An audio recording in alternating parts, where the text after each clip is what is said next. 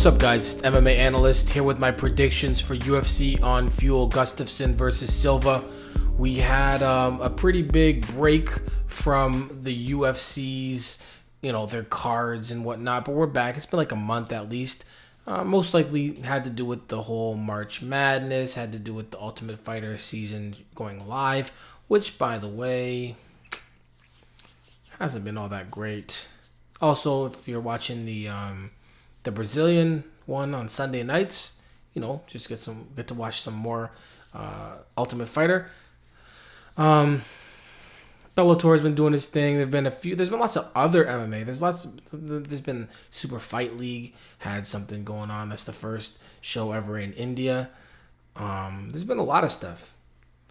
But the UFC's back. Back with UFC on Fuel. For everybody who's getting the free picks from me, and anybody who's been paying for picks, by the way, I really didn't do much for March as there wasn't much of a demand. So if you had a free month that went into March, don't worry. That month we're gonna just skip that month. So it's not like you wasted a month. I'm gonna do that, because I'm a nice dude like that, right? But anyways, let's get right down to it. Looks like a decent card for excitement. First time in Sweden. And a lot of international talent. And we'll start off with Thiago Silva versus Alexander Gustafsson. This one here, if you got Thiago Silva coming back from his little issues, if you want to call it that, with the he falsified his urine sample. That's just not smart. Anyways, it was a win over Brandon Vera. He was supposed to actually fight Brandon Vera. Brandon Vera pulled out for whatever reason. And now he's fighting Alexander Gustafsson. It's a tough one for Thiago Silva. I think Gustafsson's going to have the better wrestling. His striking is going to be on point. And, I don't see Thiago Silva being able to take Gustafsson down and do what he needs to do, which would be maybe, try and control him from the top. He could definitely knock him out. Absolutely. Thiago Silva's got that that knockout ability. But Gustafsson, I think, will have the better range. I don't think he's going to be sitting inside waiting to brawl with Thiago Silva. And at the end of the day, I've just got Gustafsson being able to get in there, get the fight to the ground, and tire out Thiago Silva and eventually finish him. I'm going to go with a submission win for Alexander Gustafsson. I just think Thiago Silva coming off of his time off. It's not like he was injured or anything, but it has been a solid, 14, 15 months since he last fought. And Gustafsson's been pretty active. So I think he's going to get a few takedowns, tire him out, and get the submission. Brian Stann versus Alessio Sakara.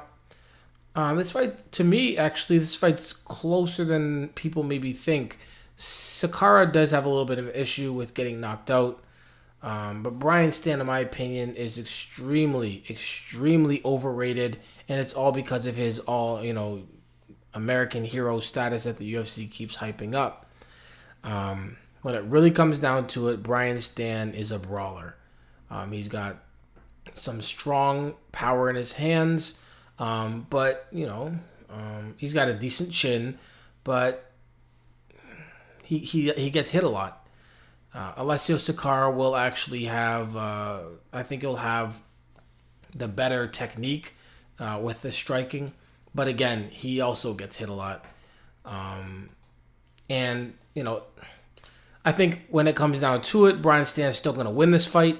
I still think, it's going to be probably a first round knockout for Brian Stann. But yeah, I could definitely see him getting tagged and put into some trouble first.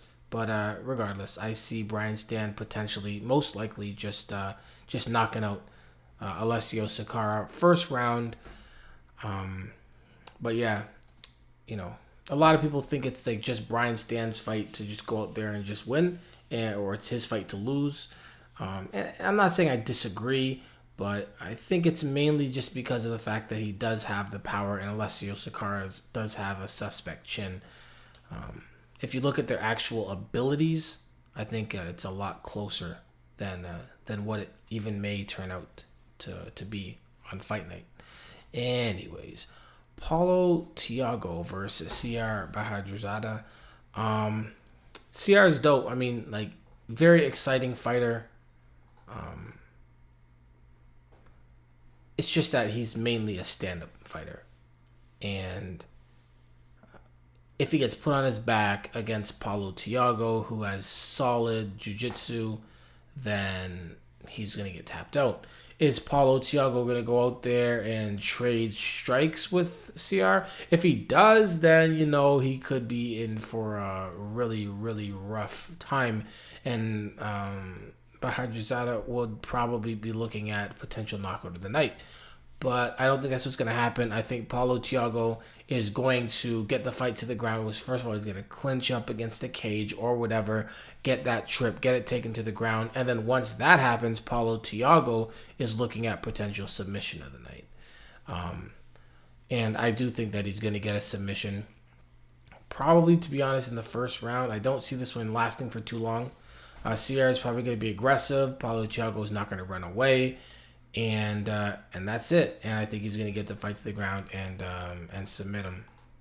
So there you go. Next fight. Dennis Siver versus Diego Nunes. Dennis Siver, man.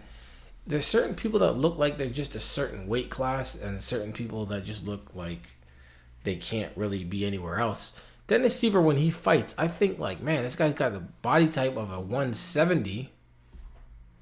And dude is gonna cut down now to featherweight from 150 to fight Diego Nunes. I think it's gonna be problems for him because Diego Nunes, I think, is gonna be better all around. I think he's gonna be more aggressive. He's gonna be better on the ground, better jiu-jitsu, the striking. I think just everything goes Diego Nunes' way, and Diego Nunes is doing his thing at featherweight, and Dennis Siver, I mean, I can't imagine him at 145. I mean, yowza. I see Diego Nunes taking this fight wherever he wants, being aggressive, but not really finishing Dennis Siver. I think it's probably going to be a decision, a pretty clear 30-27 decision for Dennis Siver. All right, next fight, Demarcus Johnson versus John Maguire. It's kind of crazy. I'm going to go with, a British guy's wrestling over an American guy's wrestling. I'm not saying that no British guys can wrestle and that all American guys can wrestle. I'm just saying, for the most part, this is not what happens. But in this case, I think it's what's going to happen. John Maguire, solid ground game. I think he's going to fight to get the fight to the ground. I think he will. Once he does, Demarcus Johnson will most likely spend most of the time on his back. I don't know if he's going to stop him from submitting him. I don't think Maguire will just be able to just submit him right away. But I do think he will eventually get the submission, maybe come third round when Demarcus is tired and he's been on his back the entire fight. I think by then, obviously, it'll be more difficult for Maguire to catch him in submission in the third. Sweaty, tired, all that other stuff. But I do think Maguire will spend the vast majority of this fight on top for as long as it lasts. And eventually, I do think he will get a submission. Demarcus Johnson, he just has to, I don't know what he's doing. He has to work on his wrestling. I say that before the fight. Maybe he's going to come out and be a completely different fighter, but probably not. Again, I've got Maguire winning by submission. And Brad Pickett versus Damasio Page. To me, this is pretty simple. Brad Pickett, he's going to have the striking advantage, the wrestling advantage. I think if it goes to the ground, he'll be on top. He can go for submissions. He's good with the submissions as well as stand up. He's a very well-rounded fighter. Damasio Page, I don't see him bringing much to the table for Brad Pickett. He's had two very tough opponents in a row, Demetrius Johnson and Brian Bowles, and I think it's going to make this number 3. I think Brad Pickett is going to be able to get this fight finished pretty quickly. He'll probably be I don't know, he's always been kind of a very aggressive fighter, and I can't say that because of his loss to Renan Barão, he's just going to chill back and not be who he is. But I don't think he's going to come out and explode at the beginning, so I say a second round, maybe after a round of, just completely, not being in any danger. I think second round he turns it up and finishes Page. It could be a knockout, it could be a submission, but I'm going to go with a submission for Brad Pickett over Damasio Page in round 2. On the undercard, Papiabetti over James Head. I'm going to go with DeBlas over Cyril Diabate. Actually, DeBlas could potentially get a submission of the night too, considering that he does like leg locks. But it's going to be on the undercard, and you know how that works. Bigger fights get the checks. Anyways, I'm going to go with Francis Carmon over Magnus Sidenblad. Decision. Madadi over Izquierdo. First round submission. Thorson over Youssef. Probably another submission. And Eric Wisely over Jason Young. Another submission. I mean, these all can't go to submission, but that's what I'm going with. So there you go. Those are my picks. Yeah. If you're looking to bet on MMA, let's see if this break gets us back into the regular swing of things. Because if I can't, I do remember some rough times just before the break. Let's not pretend that they didn't happen. But anyways, there you go. MMA, it's important. Wait, I do have a couple battles out.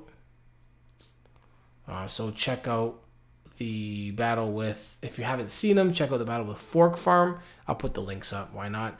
Check out the battle with Young Casper.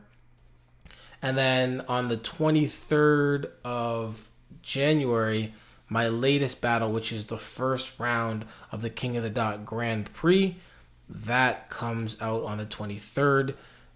The winner of that tournament gets $5,000 and a title shot, which is another $1,000. I think for me, I would have to win 5 battles in a row against pretty tough competition. The first guy I faced in this tournament was 6-0, and I would say my toughest opponent yet. It's coming out on the 23rd. All right, MMA, it's important. Peace.